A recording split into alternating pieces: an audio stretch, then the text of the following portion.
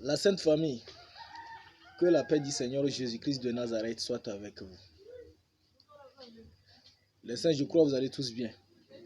Ouais, quant aux saints lions bons, tel que vous pouvez le constater sur l'internet, bon, j'aurai toujours et toujours plus que vainqueur. Par le Saint-Esprit qui me fortifie, qui m'édifie et qui me soutient. Si je vis, ce n'est plus moi qui vis, c'est le Christ qui vit en moi. Par la présence du Christ en moi, je suis toujours plus que vainqueur. Il y a tellement de choses que nous avons à partager. C'est concernant ces derniers temps que nous sommes, les derniers moments que nous sommes, c'est concernant ces derniers moments que je suis sur l'internet. Si je suis sur l'internet maintenant, ce n'est pas pour quelque chose les saints. C'est pour ramener les brebis perdues de la maison d'Israël à l'Éternel. Il m'a envoyé de venir ramener ces brebis à lui. Et ceux qui sont de lui, quand ils entendent cette voix, ils savent que c'est la voix de leur Seigneur. Ils vont revenir. Et ceux qui ne sont pas de lui, bon, ils peuvent l'écouter, mais toutefois, ils ne vont pas le mettre en pratique. Mais notre prière est que quoi? Le Seigneur qui a tout crié, les fasse comprendre cela et les ramener au nom de Jésus.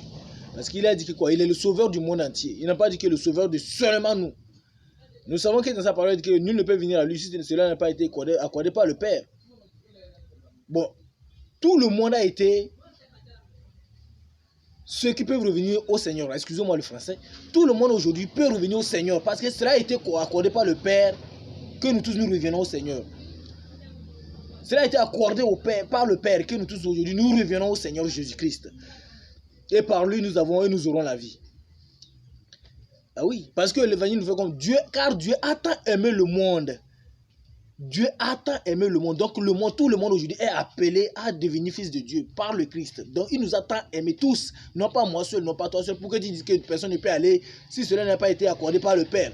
Mais toi aussi ça t'a été accordé parce que le Père a envoyé son Fils pour le monde entier. Non pas pour moi et pour lui seul. Donc toi aussi tu fais part. Donc ma prière est quoi? Tous les frères et les sœurs sur cette terre puissent revenir au Seigneur.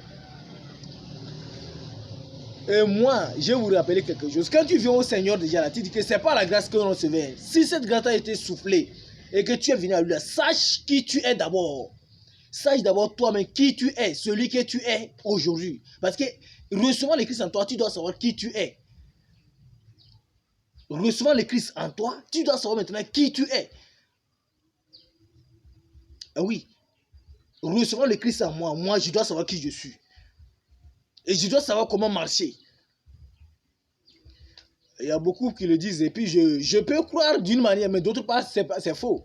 Dit que quoi, bon, si il y a quelqu'un qui a le salut, vraiment le salut est arrivé par la fin, cette salut est reparti. Il est venu au Seigneur, il a eu la grâce, mais maintenant cette grâce est partie.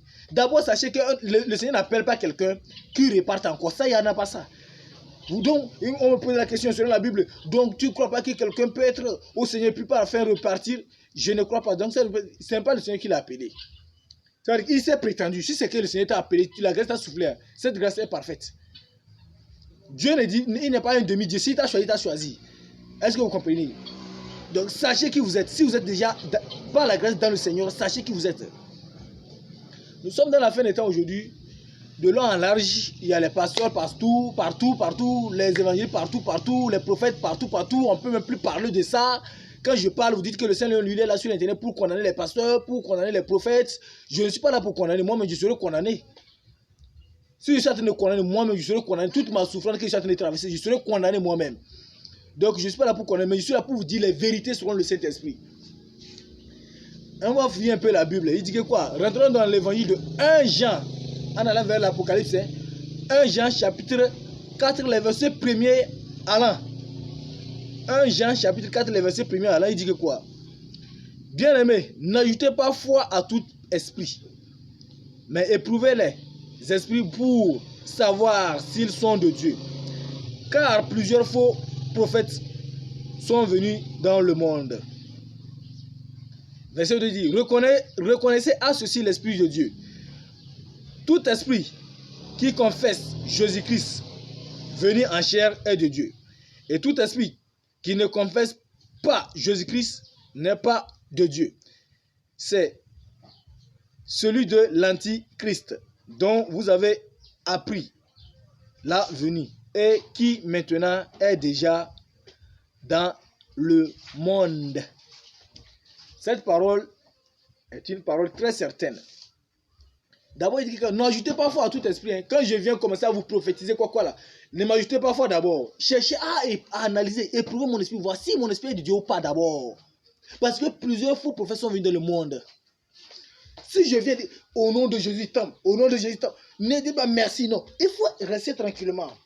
Étant chrétien, tu dois rester tranquillement, analyser, éprouver, voir si tous les fruits que je produis là, si ça venait de Dieu ou pas. D'abord, il dit, n'ajoutez pas foi à tout esprit. Car plusieurs faux prophètes sont venus dans le monde. Est-ce que vous me comprenez? N'ajoutez pas foi à toute prophétie, mais éprouvez, analysez les esprits, voir s'ils sont de Dieu ou pas. Et pour détailler un peu, l'apôtre Paul dit quoi? Vous regardez à ce que vous connaîtrez l'esprit de Dieu. Tout esprit qui confesse Jésus-Christ de Nazareth venir en chair est né de Dieu. Et ceux qui ne confessent pas ne sont pas de Dieu, ils sont de l'Antichrist. Bien clair, selon la parole. Mais écoutez aujourd'hui, il y a une partie de la Bible, le verset méchant dit que quoi? Nul ne peut dire Jésus est Seigneur si ce n'est pas par le Saint-Esprit. Nous croyons à toutes ces paroles de l'apôtre Paul. Mais ces paroles que l'apôtre Paul a dit, jusqu'à ce que je viens de lire maintenant, elle est certaine. La parole de l'apôtre Paul, elle est certaine. Rappelez-vous de là où le Seigneur lui-même a dit que quoi? Non pas vous tous qui me dites Seigneur, Seigneur, qui auront accès. Bon, il a dit que si ce n'est pas par le Seigneur qu'on peut dire Seigneur. Mais lui il dit que non pas vous tous qui me dites Seigneur, Seigneur, qui auront. Donc ça veut dire que cette parole, elle est certaine. Elle ne se comprend pas clairement. Il dit que non pas ceux qui me disent Seigneur, Seigneur, qui auront accès au royaume des cieux, mais seulement ceux qui font la volonté du Père. Et lui a dit que quoi? Nul ne peut dire Jésus est Seigneur si ce n'est pas par le Saint-Esprit. Mais je ne comprends pas pourquoi le Seigneur va me poser dire Seigneur, Seigneur, et que je n'aurai pas accès au royaume des cieux. Ça veut dire que ce n'est pas le Saint-Esprit. Donc c'est à cela que vous devez être sur vos gardes. Et c'est pour cela qu'il a dit que quoi? N'ajoutez pas foi à tout esprit. Il peut venir dire que Seigneur, il est le Seigneur, il est le prophète. Mais n'ajoutez pas foi à tout cela. Éprouvez-les, voir s'ils sont du Seigneur ou pas. Oui. C'est le même apôtre qui a dit ça. Il dit que quoi? Nul ne peut dire Jésus est Seigneur si ce n'est pas par le Saint-Esprit. Est-ce que vous comprenez? Nul ne peut dire Jésus est Seigneur si ce n'est pas qu'il est poussé par le Saint-Esprit. Et Jésus lui-même il réplique, il dit que quoi? Non pas vous tous qui me dites Seigneur, Seigneur, qui auront accès au royaume des cieux, mais seulement ceux-là qui font la volonté de son Père qui est dans le ciel. Analysez ces deux paroles à voir. Cherchez à les comprendre. Est-ce que ça se comprend? Donc, sachez que ce n'est pas tout le monde qui dit que Seigneur, Seigneur, qu'ils sont poussés par le Saint-Esprit. Hein? Oui, n'importe qui aujourd'hui dit que je sais que Jésus est Seigneur. N'importe qui le dit. Hein? N'importe qui le dit. Je sais que parce que c'est devenu un langage qui ne sert à rien pour le monde. Mais pour nous, avant de dire Jésus est Seigneur, mais des fois, ce n'est pas facile avec ce mot nous sort. Si nous sommes dans le temps de très sur le temps de la difficulté de la mission, quand il dit Seigneur, avec ce mot Seigneur, je ne sorte là, elle vient avec puissance. Et quand le mot là sort Seigneur de ta bouche, je te dis que toute puissance se met à genoux. C'est là qu'on parle que Jésus est vraiment Seigneur. Tu as invoqué le nom là par le Saint-Esprit. Et là, le mot Seigneur là est sorti par le Saint-Esprit. Mais c'est le Seigneur qu'on croise dans les marchés, dans un peu partout. Et Jésus est Seigneur. C'est devenu un mot de slogan, un nom de slogan que le monde tient sur lui. Mais celui qui dit vraiment Jésus est Seigneur, poussé par le Saint-Esprit, mais ce n'est pas facile de le faire sortir. Donc sachez que quoi? Ce n'est pas nous tous qui disons Seigneur, Seigneur, qui sont de la bonne foi. Ce n'est pas nous tous qui êtes poussés du bon esprit. C'est pour cela que l'apôtre dit que quoi? N'ajoutez pas foi à tout esprit, mais éprouvez-les, voir s'ils sont des dieux. Je peux venir, je suis prophète. Je suis en train de prophétiser. Je suis un prêtre, je suis en train de prêcher. Mais ne m'ajoutez pas foi, mais éprouvez d'abord mon esprit, la voir s'il est de Dieu ou pas. Est-ce que vous me comprenez? Car plusieurs faux prophètes sont venus dans le monde, opérant les prodiges, les miracles, des révélations mensongeuses, tout ce qui font que le mensonge, pour pouvoir séduire les gens, pour pouvoir séduire, pour pouvoir décevoir. Mais j'aimerais que vous ayez le Christ en vous, que d'avoir l'apparence d'être chrétien. Pour moi, le Seigneur, j'aimerais que vous ayez le Christ en vous. Que le monde même, en sa manière, peuvent dire, il ne va pas à l'église. Mais le Christ, c'est que tu es parce qu'il est en toi. Mieux vaut que avoir le nom chrétien, accueilli par le monde que tu es chrétien, parce que tu sais dire Seigneur, Seigneur, tu sais tenir la Bible et être rejeté au dernier jour. Comme le dit le Seigneur. Non pas vous tous qui me disent Seigneur, Seigneur, qui iront dans le royaume des cieux, mais seulement ceux qui font la volonté de mon Père qui est dans les cieux. Quand le jour de jugement arrive, plusieurs me diront, Seigneur, Seigneur, n'avons-nous pas prophétisé par ton nom? N'avons-nous pas chassé les démons par ton nom? Et n'avons-nous pas fait tant de miracles en ton nom? Il a dit, il leur répondrait ouvertement, retirez-vous de moi, je ne vous ai jamais connu, vous qui commettez de l'iniquité. Donc si vous avez compris ça, il dit que ce n'est pas nous tous qui avons le nom chrétien qui auront accès, ce n'est pas nous tous qui avons le nom pasteur qui auront accès, ce n'est pas nous tous qui avons le nom prophète qui auront accès, mais seulement ceux-là qui sont en mesure de faire la volonté de Dieu. Et maintenant, on va continuer. L'évangile, les Juifs l'ont posé la question, ok, tu as dit, ce n'est pas nous tous qui disons Seigneur, ceux qui auront accès, mais seulement ceux qui font la volonté de Dieu. Maintenant, nous voulons savoir, que devons-nous faire pour faire la volonté de Dieu? Le premier, c'est Matthieu chapitre 7, les versets 21 à 23. Deuxième partie dans la question, c'est Jean chapitre 6, les versets 28. Et les versets 29, il les a répondu. La volonté de Dieu, c'est que vous devez croire en celui que Dieu a envoyé sur la terre. Et celui que Dieu a envoyé sur la terre, c'est qui? C'est lui, Jésus-Christ de Nazareth. Et celui qui le croit, selon sa parole, selon ses promesses, celui qui le croit a droit à un esprit qui est le Saint-Esprit. Dans Jean chapitre 7, les versets 38. Jean 7, 38, si nous allons fouiller un peu, il dit que celui qui croit en moi, des fleuves d'eau vive couleront de son sein, comme dit l'Écriture. Il parle cela de l'Esprit Saint que Dieu reçoit ceux qui croiront en lui. Car l'Esprit n'était pas encore présent parce que Jésus n'avait pas encore été glorifié. Est-ce que vous voyez Jean 7, 38? Si vous pouvez fouillez vite, vite. Parce que je sais que nous ouvrons la Bible maintenant avant de vous la lire, mais je l'ai déjà lu. Jean 7, 38, il dit que quoi? Celui qui croit en moi, des fleuves d'eau vive couleront de son sein, comme dit l'Écriture. Il dit ceci de l'Esprit Saint que Dieu recevra ceux qui croiront en lui. Car l'Esprit n'était pas encore présent parce que Jésus n'avait pas encore été glorifié. Mais dès le moment que Jésus s'est mis sur la croix et confié son âme dans les mains du Seigneur Créateur, notre Dieu Père, jusqu'à ce qu'il a rendu l'âme, le temps là, Jésus a été un Seigneur glorifié, comme vous pouvez le constater. Donc sachez que c'est comme ça la Bible. La Bible marche avec ordre. La Bible n'est pas comme un document qu'on le lit en désordre pour voir, dire qu'on comprend. Mais la Bible, il faut la lire avec ordre. Matthieu 7, 21 à 23.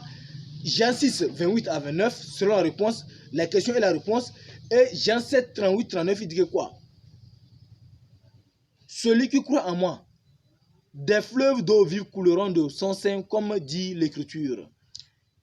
Jésus dit ceci de l'Esprit Saint que devait recevoir ceux qui croiront en lui.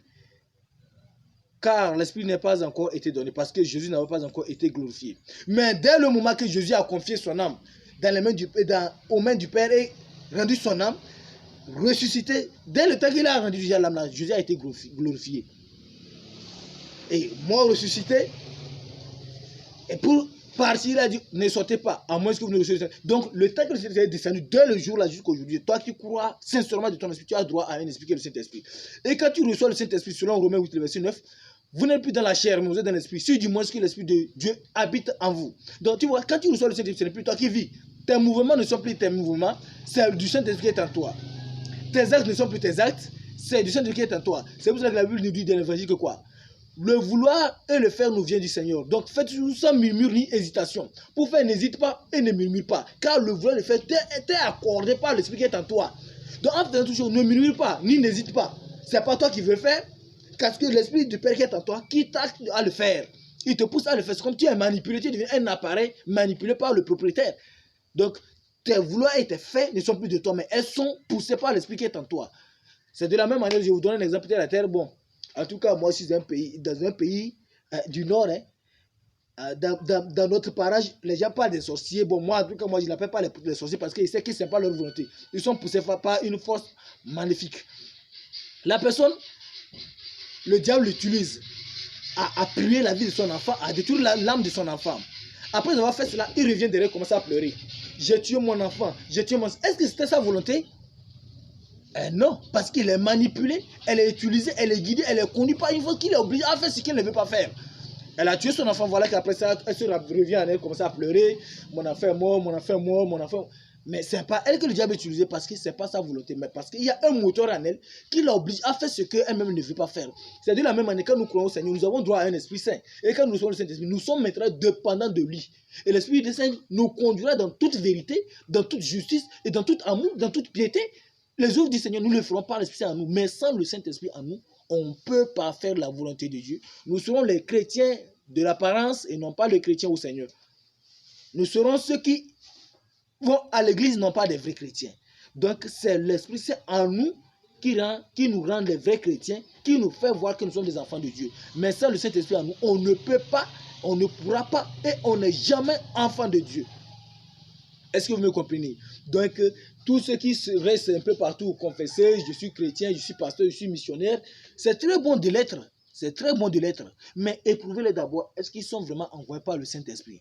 Leurs fruits qu'ils produisent sont vraiment du Saint-Esprit. Leurs actes qu'ils font sont vraiment du Saint-Esprit. Ils sont poussés par le Saint-Esprit. C'est là que vous saurez que vous êtes vraiment devant un serviteur ou devant un enfant de Dieu. Mais sans cela, je vous l'ai dit que le monde est plein de tout. Et le nom de Jésus-Christ aujourd'hui est devenu un nom de commerce. Je ne mens pas. Celui qui va faire son tonique conique ou bien son tonique conique qui dit que au nom de Jésus que je l'ai fait. Si c'est quoi, c'est au nom de Jésus. Il va faire une boutique, il dit que quoi, venez dans mon boutique, c'est Jésus qui est la solution, c'est Jésus qui... Donc, ouais, le nom Jésus est devenu un nom de commerce. Le nom Jésus-Christ, le nom de la vie, devient aujourd'hui un nom de commerce. Donc, n'ajoutez pas foi à tout esprit, n'ajoutez pas foi à toute prophétie. Analysez les voix, si sont vraiment de la vraie inspiration du Seigneur. C'est tout ce que j'ai pour vous pour la journée. J'ai tiré long. Je sais qu'il y aura des commentaires, mais je suis prêt pour ces commentaires afin que je vous ai partagé ce message parce que je sais que ça encore détruit. Parce que ce qui sort de moi, ce n'est pas de ma volonté. C'est poussé toujours, on dit que quoi, aucune prophétie n'est sortie de la bouche d'un prophète, pas sa volonté. Elle est toujours accompagnée, elle est toujours poussée par une force qui est le Saint-Esprit. Ça m'a encore poussé, j'ai dit, je sais que la plupart vont commencer à mourir sur l'internet. Il a prêché contre nous. Je ne suis pas en train de prêcher contre nous, mais je vous dis la vérité pour que vous arriviez à la vie que vous voulez. Parce que, ayant le nom de Jésus, toi, tu penses que c'est à cause de la vie, mais je sais que toi, le salut n'est pas loin de toi. Il te veut. Donc, si tu as écouté ce message, que ça te transforme plutôt que ça te donne la vie. Envoyez vos commentaires, vos questions, tout ce que vous avez à faire, du bon, du mal, les injures, je suis prêt pour tout. Parce que ici, un homme de Dieu, ce n'est pas tout le monde qui va te dire qu'il est heureux. Donc, je suis prêt pour toi avant de partager ce message. Donc, envoyez ces injures, des encouragements, des fortifications, des méprises, des commentaires, tout ce que vous avez dans ta vision là. Envoie-le, je suis là. Que l'Éternel, le Dieu d'Abraham, d'Isaac et de Jacob, le Créateur, non pas une créature, car ce qui s'appelle créature déjà ne peut jamais être appelé Dieu. Mais le Créateur, Dieu créateur, soit toujours à vos côtés, dans le nom de notre Seigneur et Sauveur Jésus, son Fils. Si vous avez lu, partagez immensément pour que ce message puisse aller jusqu'aux extrémités de la terre, parce qu'un message aujourd'hui doit aller jusqu'aux extrémités de la terre. Et avant de partager, je crois que l'Éternel t'a déjà béni au nom de Jésus. Shalom, bonne journée, sous la protection divine, dans la paix. Vous cherchez votre pain quotidien, que cela vous soit accordé par la paix, l'amour, la joie. Vous cherchez les clients, que les clients de la joie, les clients de l'amour et de la paix vous soient accordés, non pas les adversaires qui vont se prétendre en forme de clients pour venir vous tenter au nom de Jésus, qui soient déraillés. Et que le Seigneur soit toujours à vos côtés, dans vos faiblesses, qui vous assiste, qui pourvoit à tout genre de vos besoins, selon sa promesse, dans le nom de notre Seigneur et Sauveur Jésus-Christ de Nazareth, j'ai prié et reçu. Amen.